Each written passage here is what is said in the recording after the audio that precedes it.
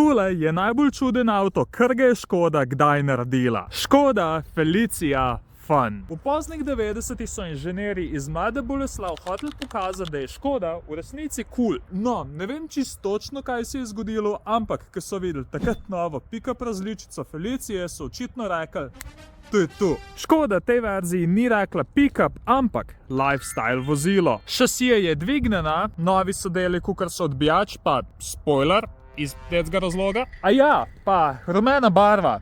Velik rumene barve.